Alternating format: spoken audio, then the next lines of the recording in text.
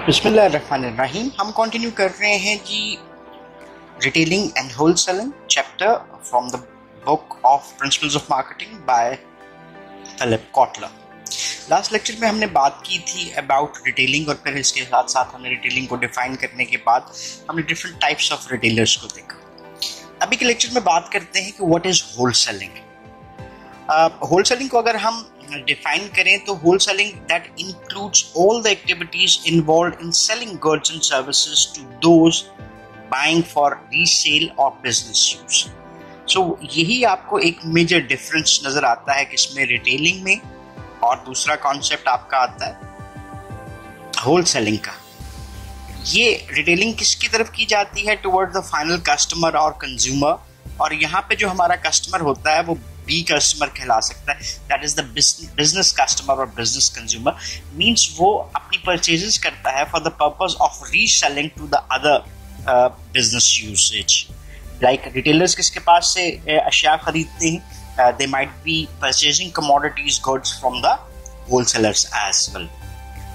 सो हमारी जो ये एक्टिविटीज हैं ये किससे रिलेट की, सेलिंग गुड्स और सर्विसेज, वो सर्विसेज या वो बाइंग जो कि रीसेल पर्पस के लिए की जा सकती है। सो फर्म्स जो प्राइमरीली होलसेलिंग एक्टिविटीज में एंगेज होती हैं वो फर्म्स क्या कहलाती हैं, वो होलसेलर्स या इंडिविजुअल होलसेलर्स भी हो सकते हैं, वो फर्म्स भी हो सकती हैं। So the one who is performing the wholesaling activity is called as a wholesaler. So wholesalers के लिए जो सेटअप है वो आपको जनरली किस तरह से नजर आता है, they might be more buying from the producers. So जो कमोडिटीज को प्रोड्यूस कर रहे होते हैं उन्हीं से डायरेक्ट इन कांटेक्ट होते हैं होलसेलर्स, और वहां से वो परचेजेस करते हैं, और मोस्टली उनकी सेलिंग किसकी तरफ होती है, टुवर्ड्स द रिटेलर्स। अब रिटेलर्स कौन है, जो अशिया को खरीदते हैं for the purpose of directly selling it to the customers और कंज्यूमर्स, जो कि पर्सनल यूज में इन अशिया को यूटिलाइज करते हैं। देन इसके अलावा रिटेलर्स के अलावा आपके पास इंडस्ट्रियल कंज्यूमर्स नजर आते हैं। इंडस्ट्रियल कंज्यूमर्स हम किसको कह सकते हैं, जैसे for instance if I am purchasing a commodity, जैसे मैं पेंट खरीद रहा हूँ और मैं एक फैन कंपनी हूँ, तो मेरा मकसद फैन कंपनी होते हुए पेंट खरीदने का ये है कि मैं अपने पंखों के ऊपर उसको इस्तेमाल कर सकूँ और फिर मैं वो फिनिश प्रोडक्ट सेल आउट करूंगा। सो मैं क्या हुआ, इंडस्ट्रियल कंज्यूमर बना। इसी तरह से आपको डिफरेंट जो इक्विपमेंट है, मशीनरी है या मटेरियल्स हैं, वो इसी तरह से इंडस्ट्रियल कंज्यूमर की तरफ सेल होते हुए नजर आते हैं। और तीसरा जो एक पर्पस होता है वो ये हो सकता है, that is selling them to the wholesalers as well. So जो लार्ज होलसेलर्स हैं वो स्मॉल होलसेलर्स को भी परचेज करते हुए आपको दिखाई दे सकते हैं। सो एज अ रिजल्ट अगर आप देखते हैं तो नेशंस की largest and most important wholesalers are largely unknown to the final customers और कंज्यूमर्स। सो वो लोग जो कि होलसेलिंग एक्टिविटीज कर रहे होते हैं वो इतने नोन नहीं होते टुवर्ड्स द फाइनल कस्टमर्स और कंज्यूमर्स एज वेल। सो इसी को आगे लेकर चलते हैं और बात करते हैं कि why the wholesalers are important to the sellers, क्यों इसकी इंपॉर्टेंस है। जैसे फॉर इंस्टेंस एक सवाल लेते हैं, why would a producer use wholesalers rather than selling directly to the retailers और कंज्यूमर्स। सिंपली अगर हम बात करें होलसेलर्स की, तो वो ऐड करते हैं वैल्यू बाय परफॉर्मिंग वन और more of the following channel functions. जैसे हमने लास्ट लेक्चर में बात की थी, तो अगर ये तीन आपको नजर आ रहे हैं प्रोड्यूसर्स, ये सारे प्रोड्यूसर्स आपको नजर आ गए, और ये एक फर्ज करें होलसेलर आ गया और ये उससे खरीदने वाले तीन रिटेलर आ गए, तो ये सब कौन है जी, रिटेलर या बिजनेस कस्टमर्स आ गए। तो ये होलसेलर नंबर ऑफ कॉन्टेक्ट्स को रिड्यूस कर रहा है। अदरवाइज 1 2 3 4 5 6 7 8 और 9 कॉन्टेक्ट बनते थे, लेकिन यहाँ पर 3 कॉन्टेक्ट विद द होलसेलर और होलसेलर के 3 कॉन्टेक्ट विद द बायर्स आपको रिटेलर्स नजर आ गए। 3 + 3 = 6 और 3 × 3 = तो 9 की बजाय 6 नंबर ऑफ कॉन्टेक्ट्स अब आपको जनरेट होते हुए नजर आ रहे हैं। तो ये एक बेसिक अंडरस्टैंडिंग आपकी जनरेट होती है कि why the wholesalers are introduce, so that वो क्या कर सकते हैं, वो वैल्यू ऐड कर सकते हैं रिटेलर्स के लिए या अपने बायर्स के लिए, चाहे वो इंडस्ट्रियल्स हों या अदर होलसेलर्स। सो वो बेसिक फंक्शंस जो कि चैनल फंक्शंस कहलाते हैं, जो वैल्यू ऐड करते हैं, वो क्या है उसको थोड़ा सा डिटेल में समझने की कोशिश करते हैं। पहला जो आपको एक फंक्शन नजर आता है जो वैल्यू ऐड करता है होलसेलर्स की, वो क्या है जी, that is selling and promoting. So wholesalers क्या करते हैं, उनके पास एक सेल्स फोर्स है, उनकी सेल्स फोर्स हेल्प करती है मैन्युफैक्चरर को reach towards the many small customers as low cost. जैसे एक अगर प्रोड्यूसर खुद चाहता कि वो किसी रिमोट एरिया में जाके अपनी प्रोडक्ट्स को सेल करे, तो उसके लिए उसको लॉट ऑफ रिसोर्सेज कंज्यूम करने पड़ते थे, लेकिन और अपनी सेल्स फोर्स भी रखनी पड़ती थी। लेकिन क्या हुआ कि होलसेलर्स ने बेसिकली ये फंक्शंस कंपनीज के लिए, इंडस्ट्रीज के लिए परफॉर्म किया, और at a very low cost वो कई और कस्टमर्स तक पहुंचा जहां तक शायद फाइनल प्रोड्यूसर खुद नहीं था पहुंचता। So wholesalers has more contacts and क्योंकि वो लोकल एरिया से बिलोंग करते हैं, इसकी वजह से उस स्पेसिफिक एरिया में उनके कॉन्टेक्ट्स ज्यादा होते हैं, and they are also more trusted by the buyers than the distant manufacturers. So ये एक पहला फंक्शन आपको नजर आता है जो वैल्यू एडिशन कंट्रीब्यूट करता है। दूसरे फंक्शन के ऊपर बात करते हैं, that is buying and assortment building. Wholesalers क्या करते हैं, आइटम्स को सिलेक्ट करते हैं और बिल्ड करते हैं असॉर्टमेंट्स नीडेड बाय देयर कस्टमर्स। सो मुझे अगर टूथपेस्ट चाहिए और टूथपेस्ट में 60 ग्राम चाहिए या 90 ग्राम चाहिए या 120 ग्राम चाहिए, तो वो तमाम कमोडिटीज कौन, असॉर्टमेंट्स कौन बिल्डअप कर रहा है, वो आपके लिए होलसेलर्स बिल्डअप कर रहा होता है, ताकि वो फाइनल कस्टमर और कंज्यूमर को सेटिस्फैक्शन प्रोवाइड कर सके। सो ये आइटम सेलेक्ट करते हैं वो जो उन एरियाज की स्पेसिफिक नीड होती है, और फिर उसमें असॉर्टमेंट्स को बिल्डअप करते हैं और इन्वेंटरीज मेंटेन कर रहे होते हैं। So they are ultimately saving much work of the producers. Third जो आपको वैल्यू एडिशन नजर आती है, that is bulk breaking. Wholesalers जो हैं अपने कस्टमर्स के पैसे भी सेव कर रहे हैं। कैसे जी? By buying in carload lots and breaking bulk. So हम क्या करते हैं, जैसे फॉर इंस्टेंस अगर लॉट में खरीदते हैं, ज्यादा मिकदार में खरीदते हैं, तो हमारी कॉस्ट रिड्यूस होती है, जो अल्टीमेटली कहीं ना कहीं सेल्स को एनहांस करने के लिए उसका बेनिफिट फाइनल कस्टमर और कंज्यूमर तक भी आपको पहुंचता हुआ नजर आता है, और वो फिर स्मॉल क्वांटिटीज में आगे आपको सेल करते हुए भी दिखाई देते हैं। चौथा फंक्शन है, इसको हम कहते हैं वेयर हाउसिंग। अब जो भी होलसेलर्स ने प्रोडक्ट्स सेल आउट करनी है, उनको कहीं पे उसने इन्वेंट्री मैनेज करनी है, उस इन्वेंट्री मैनेज करने के लिए वो वेयर हाउसेस प्रोवाइड करते हैं। Warehouses are very costly, because अगर आप किसी भी लैंड की कॉस्ट पे बात करते हैं, फिर उसके ऊपर बिल्डिंग की कॉस्ट की बात करते हैं, लार्ज एरियाज, तो वहाँ पे इन्वेंट्री रखने के लिए इंडस्ट्रीज को वो स्पेसिफिक प्लेसेस रिक्वायर्ड होती हैं, लेकिन ये प्लेसेस उनको कौन प्रोवाइड कर रहा है? They are provided by the wholesalers. So warehousing is the prime responsibility of the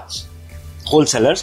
और wholesalers क्या करते हैं? इन्वेंट्रीज को होल्ड करते हैं, रिड्यूस कर रहे हैं inventory cost and risk of suppliers and customers as well. तो अब ये देखते हैं आपको क्या नजर आया कि कस्टमर कंज्यूमर के लिए भी जो इन्वेंट्री थी वो किसने होल्ड की?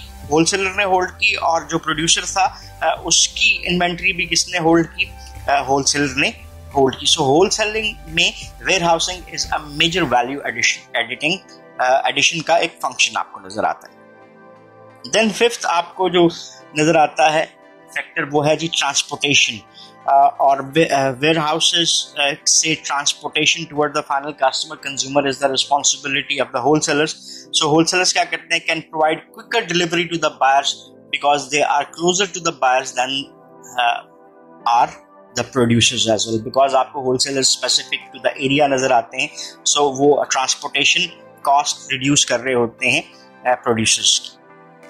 Then sixth element जो हमें नजर आता है वो है financing का, और financing में wholesalers जो हैं finance provide करते हैं their customers को by giving credit, and they finance their suppliers by ordering early and paying bills on time. जैसे for instance अगर कंपनी का रूल है 20 days inventory, तो आज अगर हमारे पास 100 आइटम्स पड़े हैं और रूल क्या कहता है हमारे पास 200 इन्वेंट्री मेंटेन होनी चाहिए, तो मैं आज 100 यूनिट्स का क्या करता हूं? ऑर्डर प्लेस कर देता हूं। ये जो ऑर्डर मैंने प्लेस किया, इसके साथ मैंने डिमांड ड्राफ्ट लगा दिया, ये पैसे कंपनी के पास पहुंच गए 100 यूनिट्स के। अब मुझे 15 दिन बाद इसका स्टॉक होता है। 15 दिन के लिए ये मनी किसके पास है? This money belongs to the producer. So एक तरह से फाइनेंसिंग भी प्रोवाइड करता हुआ नजर आता है। और फिर अगर हम फाइनल कस्टमर की बात करते हैं तो कस्टमर्स तक पहुंचने के लिए वहां पर भी क्रेडिट्स प्रोवाइड कौन कर रहा होता है, वो होलसेलर्स प्रोवाइड कर रहा होता है। सो टू अ लार्ज एक्सटेंट जो फाइनेंसिंग है that is also another characteristic of the wholesaler function. सातवां जो आपको कैरेक्टरिस्टिक नजर आता है वो है जी रिस्क बेयरिंग। रिस्क कहाँ पे, जहाँ पे अशिया एक जगह से दूसरी जगह पहुंचाई जा रही हैं, ब्रेकेज है, लीकेज है या एक्सपायरीज हैं, तो एट द मोस्ट जो रिस्क है that is beard by the wholesalers, और वो एब्जॉर्ब कर रहे होते हैं इस रिस्क को by taking title and bearing the cost of theft, damage, spoilage, obsolescence, खराब हो जाना। So all these types of different risk are basically beared by the wholesalers. Then आता है जी market information.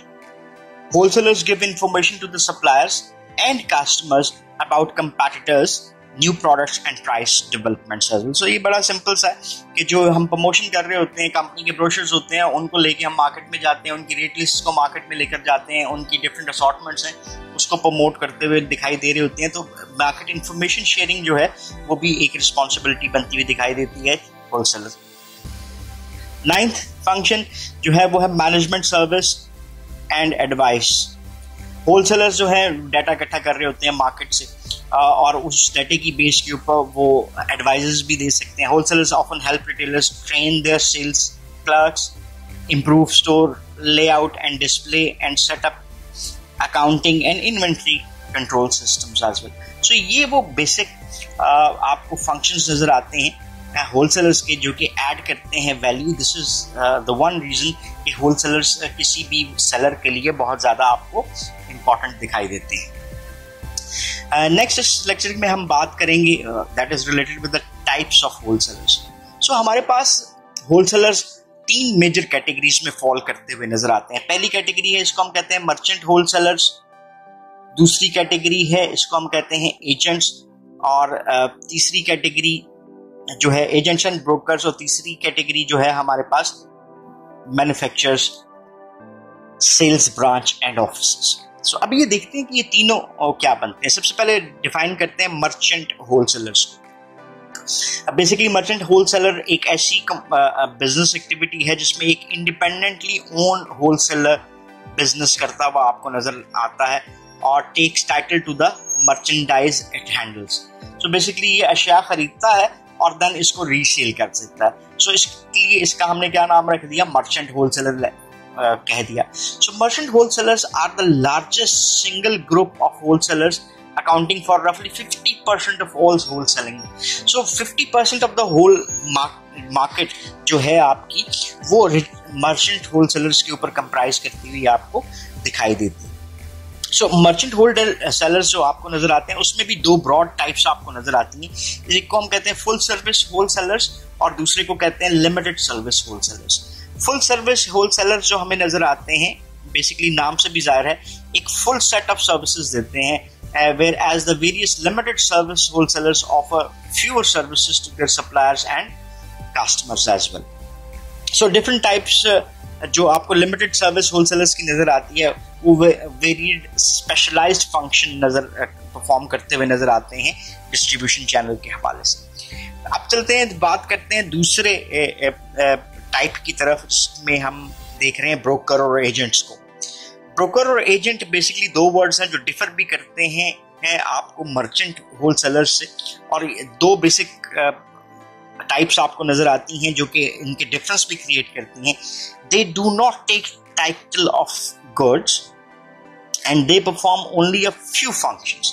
एक तो ये चीज होगी कि ओनरशिप वो अशिया की उस तरह से क्रिएट नहीं कर रहे, टाइटल क्रिएट नहीं करते, और they perform only a few functions. Like merchant wholesalers आपको नजर आते हैं कि they generally specialize by product line और कस्टमर टाइप। जैसे आपको इलेक्ट्रॉनिक्स में different types of merchant wholesalers नजर आ जाते हैं, एफएमसीजी में आपको different fast moving consumer goods के हवाले से नजर आ जाते हैं।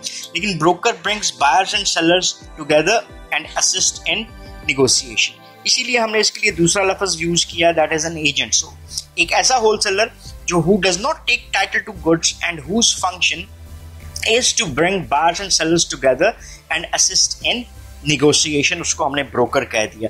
जैसे आपको स्टॉक एक्सचेंज मार्केट में ब्रोकर नजर आते हैं, वो खुद स्टॉक्स नहीं खरीदते, लेकिन वो स्टॉक ऑनर्स जो कि कंपनीज हैं उनको और स्टॉक बायर्स को आपस में करीब लेकर आते हैं और उनके बिहाफ पे ये फंक्शन परफॉर्म कर रहे होते हैं। सो ब्रोकर के बाद हम बात कर लेते हैं एजेंट की। एजेंट रिप्रेजेंट करता है बायर्स और sellers on a more permanent basis. So broker एक स्पेसिफिक एक्टिविटी के लिए हुआ और एजेंट एक परमानेंट एक्टिविटी के लिए भी आप ले सकते हैं। जैसे मैन्युफैक्चरर एजेंट होते हैं, इसको मैन्युफैक्चरर्स रिप्रेजेंटेटिव भी कहा जा सकता है। Most common type of agent wholesalers आपको इस एजेंट की सूरत में नजर आते हैं। Then third major type of wholesaling is that is called as manufacturers sales branch and offices. Manufacturer sales branch and offices are by the sellers or buyers themselves rather than through independent wholesalers. So ये basically जो manufacturer sales branch and offices create किए जाते हैं, ये अमूमन sellers खुद create करते हैं या फिर buyers उनके बिहाफ पे ये create कर रहे होते हैं और independent wholesalers इस तरह से उसमें आपको involve नजर नहीं आते। So that's all for this lecture. इस लेक्चर में हमने किसको डिफाइन किया जी? हमने होलसेलिंग को डिफाइन किया और हमने कहा कि होलसेलर्स वो होते हैं जो अशिया को या सर्विसेज को खरीदते हैं और देन अदर बिजनेसेस को सेल कर रहे होते हैं, और the person who is performing all this is called as a wholesaler. और इसके बाद फिर हमने इसके फंक्शंस को देखा जो वैल्यू एडिशन क्रिएट करते हैं, होलसेलर्स को इम्पोर्टेंट बनाते हैं, और उसके बाद फिर हमने 3 डिफरेंट टाइप्स ऑफ होलसेलर्स को भी देखा। So that's all for the lecture. If you have any question or queries, so you can ask in the comment section, and definitely we would love to answer that. Or thank you very much for watching this video. Have a nice time. Allah Hafiz.